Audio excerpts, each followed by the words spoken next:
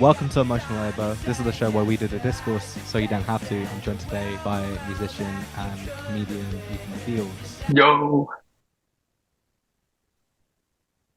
Hi, I'm 23. Super excited to talk shop about discourse. Ethan, apart from being a musician, you're a bit of a jokester. Were you in the immediate gratification players at Harvard by any chance? No, I was not. It's hard to have a target on your back. As soon as you join IGP, you run around with a certain demographic on campus. I've always tried to exist in the margins a little bit more. But yeah, I like to rib around a little bit. For me, I get my fill on X, and that's good enough. Because I'm not used to hearing Twitter be called X, I thought you were just talking about Molly, like ecstasy. Oh yeah, well, I mean, it's pretty hard to not get a fill on that type of stuff. As a Hollywood liberal elite, have you ever done any adrenochrome blood rituals? And if so, how are they? Everybody at the beginning has to donate a vial, which goes straight to a compound in Calabasas by the name of, well, he's popularly known as Drake. I'll just say that. He keeps them all in a vault. From time to time, I've known celebrities who go back actually and they ask to see their vial. Usually after your first EGOT, you'll go back to the compound. Aside from that, I'm pretty anti blood rituals in general and the government interference with, especially when it comes to any needle inside my body. I'm immediately my hairs are going up a little bit. I know Jonah Hill is more into that stuff, Franco, etc. But for me, it's just one prick and then back to playing guitar. With Drake, he was actually one of those people who the FBI were trying to sign up into doing a shooting, but he just endeared himself to them so much that they were like, "Oh, come on, you cuddly little guy. You could be a pop star. It's fine." Now he's texting Millie Bobby Brown. He's engaged now. He's probably finishing the last Masters on For All the Dogs. So bigger fish to fry. And should be older. Let's talk about that. Old fish, big bass. Ethan, you had a poster of Caribou in your dorm bedroom. Yes, wow. That's great detail spotting. You're very perceptive. Huge fan of Caribou. Great prod.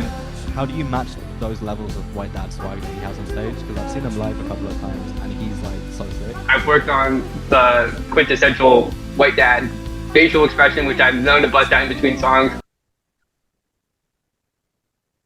Just kind of thanking people. You got flown out by Alicia Keys. Yeah, TikTok, one of those wild places where you randomly find yourself doing the bidding of various clothing advertisers. And so it was kind of this weird intersection of Alicia Keys was doing something with Chinatown Market. And then I'd also been interacting with her page and they're like, "Hey, can you do some jingles?" Next thing you know, we were getting swabbed at her house, which is kind of crazy. How many private jet air miles do you have? Oh, zero. I'm sorry. I'm not about that Taylor Swift, Mitt Romney life. Okay, so you flew coach. Yeah. If I'm going to fly, there better be hundreds of other people. Otherwise, you might as well, pour the fuel into the ocean. Just kill 7 turtles. It'll have the same impact, I think. Sure. Yeah. You said it, not me. Ethan, you said in a 2020 interview that after you listened to The Pimp a Butterfly, the 1975 helped you understand the mainstream's fusion of pop with hip hop. Would you let Matty Healy spit in your mouth? Ooh, I would say no. I mean, especially after those recent comments on the podcast, none of that. I mean, we talked about already resistance to getting fluids drawn out. I think fluids reinserted back in, especially with somebody like Healy, I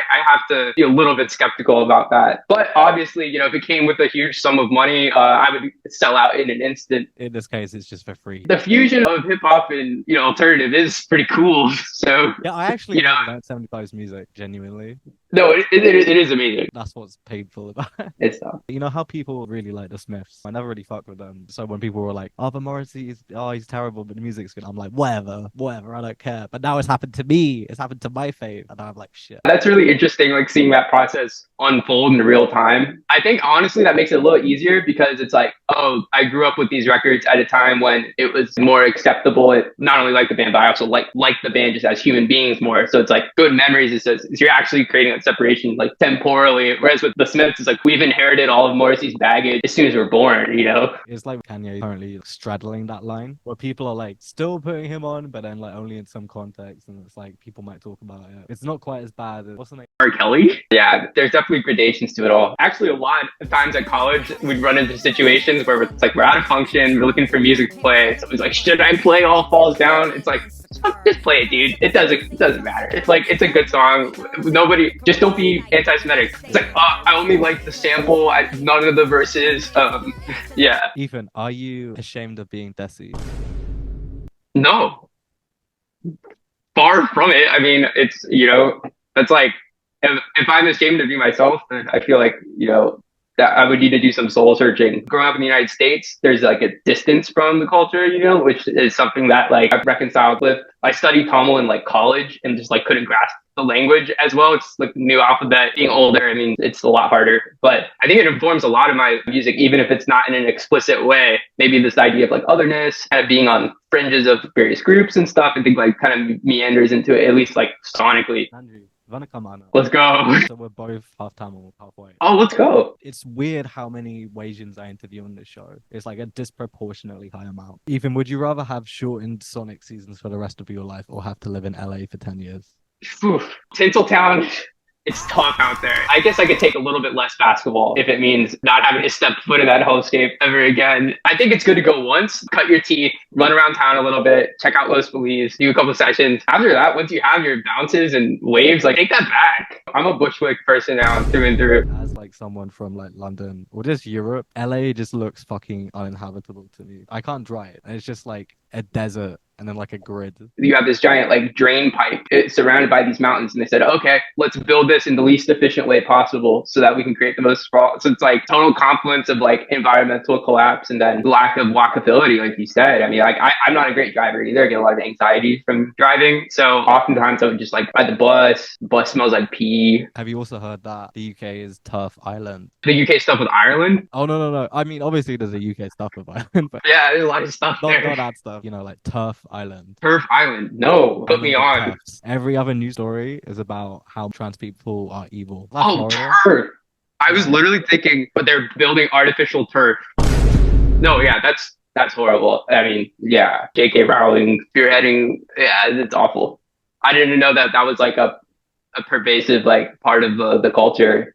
Oh yeah, the Guardian US disowned the Guardian UK because of how like transphobic the Guardian UK was. Oh my god, Americans have got some stuff a bit better than we have, weirdly. I was gonna say like if we're like doing slightly better than another country on a social issue like that, like it's pretty bad here. I think genuinely, if there were guns in this country, we would have exactly the same amount of like low quality of life and shit. Because the police here are terrible. We like incarcerate like men of color at like a higher rate than in the US proportionally to our population. If the police were allowed guns, there'd just be so many more murders. Jeez. We are blessed to not have that for sure. That makes us better than America, I guess. But like culturally, there's definitely shit where we're behind. No, the gun thing is huge. It's just like always on your mind here, and it's also like not because it's so pervasive. Your pendulum is like swinging constantly in your head. It's not a pleasant thought. You strapped right now?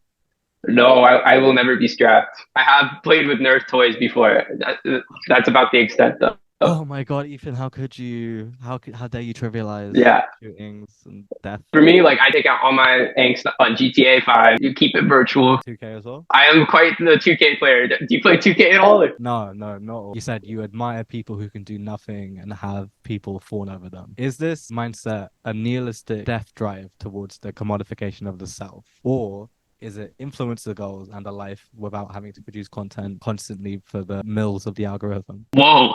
I think it's a little bit of both. I think it is a slightly an influencer tilt because you're generating like a level of hyper interest. I always like think of those pop crave accounts where it's like so-and-so is like rumored to be attached to a project. Like these levels of separation from like actual events that happen to me is like really fascinating. Like Ben Affleck is like seen holding a cup of coffee outside his apartment. I do think there's something that would be fun about that and the ability to sort of like leverage that, as both of our platforms grow and stuff. Because then it's like you're creating a dialogue with your audience and you can start to troll and they can make you do things like, so I think that relationship is interesting, makes art like a lot more fun. Being in a vacuum and like with the megaphone shouting at people, check out my stuff, It makes it more palatable when you Ethan, thank you so much. Do you have a question for me? What's next? What do the next 5 years look like? 5 years? Oh my god. I'll be about 32. 32. That's peak. Oh, that is 5 years from now. Oh my god. That's sad. When I'm 32, I will be married with 7 kids. Also, I will interview lots of people. I'm going to try and interview more like political figures. Yeah. I'm going to influence politics. I'm going to influence the election. You would be a great political influencer. I can't for like various reasons because I've been like arrested multiple times. I've been investigated for terrorism. Oh shit. Well, I think it's one of those things like the improv groups where you'll influence without, you don't have to have the label of it. Yeah, I'll be like an evil media overlord. Yeah, just lob rhetorical grenades. Let somebody else fall on that, Like in Succession. I'll be the guy in Succession. Yes. I'll Succession all over the place. Great. I love that plan. Thank you. Oh, is there anything you would like to plug? Yeah, so actually, I'm releasing a new single on September 15th called Pressure. So be on the lookout for that. The pre-save is in my bio on IG right now. If that tickles your fancy, it definitely tickles mine. So feel free to smash that later. AirPod just fell out. Pop that back in. Why did you deliver that like a seaside carnival barker? If it tickles your fancy. Pre-save links aren't exactly, the sexiest thing in the world. So you gotta hype it up in whatever way possible, I've learned. Emotional labor. Yeah, thank you. Emotional labor. Oh, emotional labor? Do I have to say it? Oh, I'm sorry. I remember you was conflicted.